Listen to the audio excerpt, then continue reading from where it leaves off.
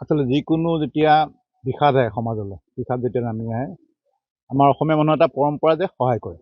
যি ধৰণে দেখা গৈছিল ক'ভিডত সকলোৱে সকলোকে সহায় কৰিবলৈ চেষ্টা কৰিছিল। আৰু বানপানী মই 2016ত MLA হোৱাৰ আগৰ পৰা বানপানীত লাগি থাকোঁ, বান সাহাৰ্য দিওঁ। 2016তো বিধায়ক হোৱাৰ পাছত অকল মোৰ সমষ্টিতে নহয়, মই দেৰগাঁও সমষ্টিতো যাওঁ, বোকাখাট সমষ্টিতো যাওঁ, তেতিয়া সৰুপথাৰ সমষ্টিৰ মৰঙীপাটতো মই খোৱা বোৱা ডিষ্ট্ৰিবিউট কৰোঁ। এইবাৰো দেখিছোঁ যে বহুত ৰাইজ ওলাই আহিছে। এতিয়া মই কালিয়ে দেখিছোঁ মই এটা পাৰ্টিয়ে ভাত খুৱাই আছে আমাৰ হেৰিত মিঠাম চাপৰিত, তাৰ কেম্পটোত। মই তেওঁলোকৰ লগত একেলগে ফটো উঠিছোঁ, বহুত ধন্যবাদ জনাইছোঁ যে বহুত ভাল কাম কৰিছে। আৰু বহুতে তেনেকৈ খাদ্য বিতৰণ কৰিছে, কোনোবাই ভাত খুৱাইছেগৈ। কাৰণ কি চৰকাৰী ব্যৱস্থাটো অলপ সময় লয়, কাগজে পত্ৰৰ কথা আছে। যে কোনোবা এটা কেম্পত যদি আজি মানুহ আহি সোমাইছেই, সেই চৰকাৰীভাৱে চাউল তাউল পাওঁতে হয়তো 24 ঘণ্টা লাগিব পাৰে, বা তেওঁলোকক খোৱাৰ ৰন্ধাৰ ব্যৱস্থা নাথাকিব পাৰে। সেইকাৰণে কোনোবাই ভাত দিছে, এইটো বহুত ভাল কথা। আৰু মুখ্যমন্ত্ৰী মহোদয়েও আমাক কৈছে যে সকলোৱে এনেকুৱা সময়ত আচলতে যেতিয়া এটা দুৰ্যোগৰ সময়ত সকলোৱে আগবাঢ়ি সহায় কৰিব লাগে। তো জীৱন চুতীয়াটো 2008 চনৰ পৰা বিজেপি কৰি আছে, মোৰ লগত ভাল তেতিয়াৰ পৰাই সম্পৰ্ক। তেখেতে 2021ত টিকেটো বিচাৰিছিল, টিকেট নাপালেও তেখেতে দলৰ হৈ কাম কৰি আছে। আৰু আগতে ক'ভিডৰ টাইমতো তেখেতে প্ৰধানমন্ত্ৰীকো PM কেয়াৰত পইচা দিছে। আমাৰ তেতিয়া আজি মাননীয় মুখ্যমন্ত্ৰী তেতিয়া স্বাস্থ্যমন্ত্ৰী আছিল, তেখেতকো তেখেতে পইচা দিছে তেখেতৰ ৰিলিফ ফাণ্ডৰ কাৰণে। 21ৰ পাছতো আকৌ নিৰ্বাচন টিকেট নোপোৱাৰ পাছতো 5 লাখ টকা এবাৰ দি আহিছিলে পুঁজিৰ কাৰণে। তেখেত এজন ছ'চিয়েল ৱৰ্কাৰে। তো মই তেখেতে মোক সুধিলে যে আপোনালোকৰ ফালে ভাল চলি আছে, মই দেখি আছোঁ, মইহে একো কৰিব পৰা নাই। বোলো কিয়?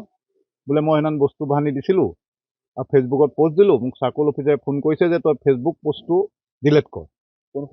সৰুপথাৰ চাৰ্কল অফিচাৰে যে ফেচবুক পষ্টটো ডিলেট কৰ, নহ'লে তই ইয়াৰ জবাবদিহি হ'ব লাগিব, ইয়াৰ মানে অফিচিয়েল একশ্যন ক'ম। সি ক'লে যে মইতো ফেচবুক পষ্টটো ডিলেট কৰিব নোৱাৰোঁ, মই যিটো সত্য তাত বস্তু বাহানি দি আহিছিলোঁ, সেইকাৰণে দিলোঁ।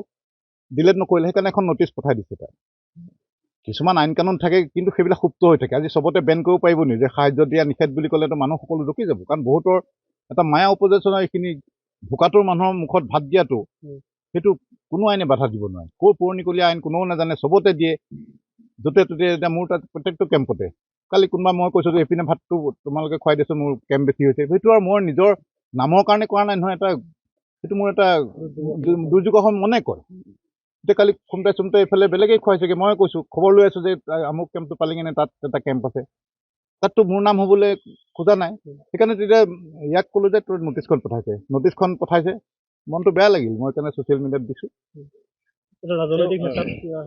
ৰাজনীতিক হেঁচাই নহ'লে চাকৰি অফিচাৰ কি কাম, ভালে পায় অফিচাৰবিলাকে। এতিয়া মই যে ভাত পানী দিওঁ, ইয়াৰ অফিচাৰবিলাকে সকলোৱে ভাল পায় যে আপুনি দি পেলাই থকা দিলে। কাৰণ নহয়, সিহঁতৰ ওপৰত বহুত প্ৰেছাৰ হৈ যাব নহয়, চবেই ধৰণে সিহঁতকে ফোন মাৰি থাকিব ভোকত, চব মানুহ পগলা হৈ যাব। তেওঁ 21ত তেওঁ প্ৰাৰ্থিত্ব প্ৰয়াসী আছিলে, টিকট নাপালে, কিন্তু প্ৰাৰ্থিত্ব প্ৰয়াসী। তাৰপিছত অন্যৰ নিচিনাকৈ তেওঁ হেৰি খেলাগে নাই, নিৰ্দলীয় খেলি আকৌ আহি বিজেপিত যোগ দি লিডাৰ হয় নাই।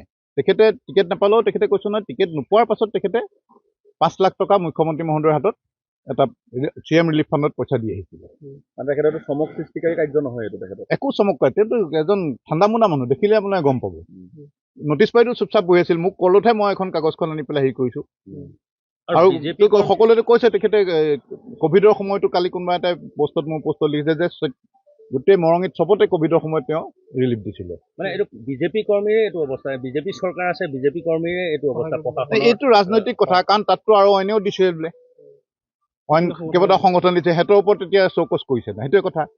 মই জনাতে মই যেতিয়া এইটো বস্তু ষ্টাডি কৰিলোঁ, তেখেতে চুতীয়া ছাত্ৰ সন্থা, সদৌ অসম ছাত্ৰ সন্থা সকলোৱে দিছে, সেইবিলাকক চৌকছ কৰিলে নাই। আৰু আইনটো সকলোৰে কাৰণে হ'ব। মোৰ তাত বহুতে দি আছে, ময়ো দি আছোঁ, ময়োতো পাৰ্মিশ্যন ল'ব লাগিব।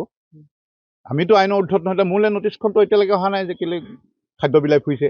আপোনালোকৰ প্ৰেছ চিনাতলী সাংগঠটো বিলাই ফুৰিছে, সিহঁতৰতো নটিচ অহা নাই। আৰু বহুতে বিলাই আছে, কালৈতো নটিচ অহা নাই। যদি এনেকুৱা আইন থাকে, আমি আচলতে বিধায়ক হ'লেও নোৱাৰি দিব একো।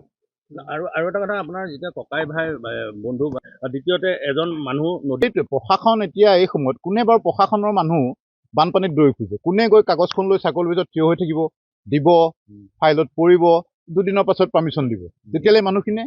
আৰু পাব্লিকে যে সমৰ্থন কৰে মানে এই বানপীড়িতসকলক, এতিয়া বহুত সকাহ দিয়ে আমাৰ চৰকাৰক, নহ'লেতো ডাঙৰ বিদ্ৰোহ হৈ গ'ল যে 24 ঘণ্টা আহি একো খাবলৈ নাই, চোৰ নাই ঘৰত, চাউল নাই, উটুৱাই নিলে। এই পাব্লিক যে আগবাঢ়ি আহে, সেইটো কাৰণেই বাচি আছে বানপীড়িতসকল। যদি এনেকৈ যদি ঘটনা হ'বলৈ হয়, ডাঙৰ কথা। একদম পৰিতাপৰ কথা, একদম নিৰ্লজ্জ কথা, লাজ লগা কথা। নিজকে মানে কিবা লাগিছে যে আমাকো এনেকেই ভাবিব যে এইজন এম এল এও এনেকুৱা নেকি। মোক কিন্তু কোনেও ক'ব নোৱাৰে, মই পষ্ট কৰিতো চবকে ধন্যবাদে দিছোঁ। কোনোৱে ক'ব নোৱাৰে যে কাৰোবাক তোৰ শব্দ কৈছোঁ, মই ভাল পাওঁ।